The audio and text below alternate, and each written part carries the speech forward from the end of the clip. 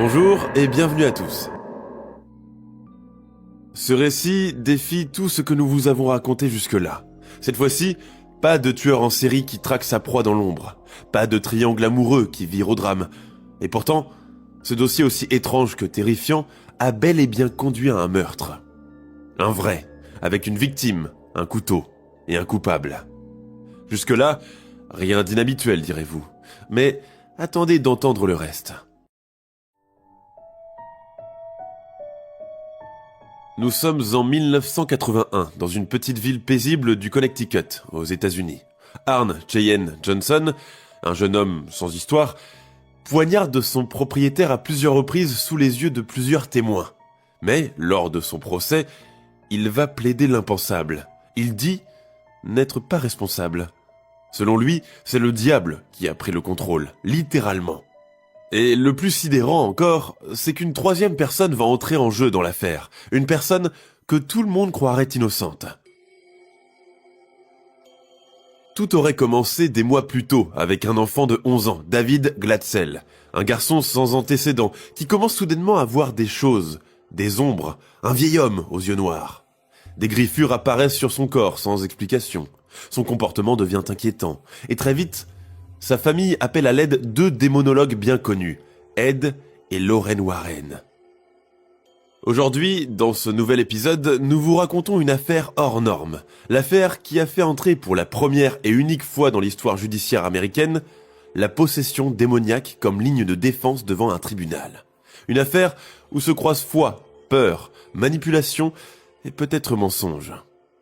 Attention, certains passages risquent de heurter la sensibilité des auditeurs. Il n'est donc pas recommandé à un jeune public.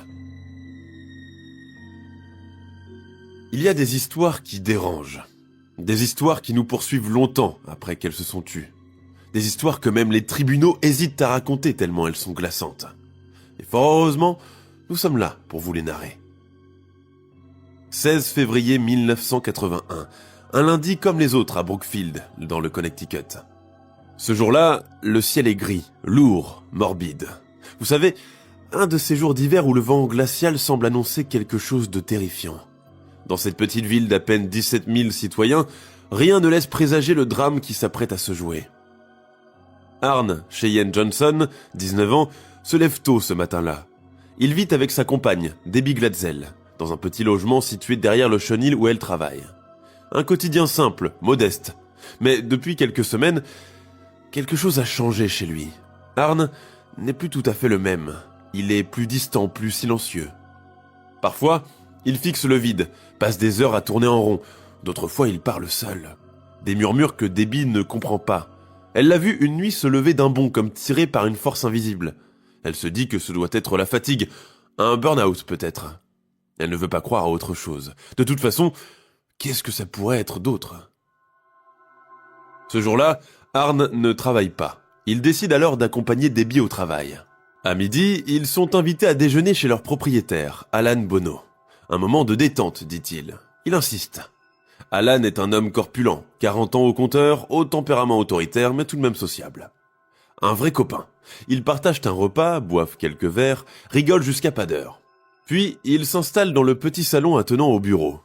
La table est dressée à la hâte. Quelques bières, un plat simple, Alan boit rapidement. Une canette, puis une autre. Il parle fort, très fort. Il rit de ses propres blagues. L'ambiance est légère jusqu'à ce que tout bascule. Un verre de trop ? On n'en sait rien. En tout cas, Debbie, à un moment, commence à éviter son regard. Arne, lui, a serré la mâchoire. L'ambiance devient soudainement plus lourde. Les mots claquent. Quelque chose gronde sous la surface. Alan se lève, fait une remarque sur Debbie. Arne ne répond pas. Il baisse les yeux. Le ton monte encore. Alan agrippe l'un des bras de la jeune femme. Alors Arne bouge. À un moment donné, par accès de colère, Arne s'approche de la table et sort un couteau. D'un geste rapide, sans un cri, sans une menace, il avance. Un seul mot, prononcé à voix basse. Assez. Puis les coups.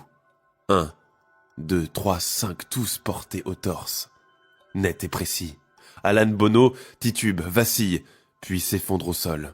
Son sang s'étale lentement sur le carrelage clair. Debbie hurle. Ses cris résonnent. Arne recule, le regard vide. Il sort, il ne court pas. Il marche lentement, comme s'il était en transe. Personne ne connaîtra jamais vraiment le sujet de ce différend. Les versions divergent. Peut-être à cause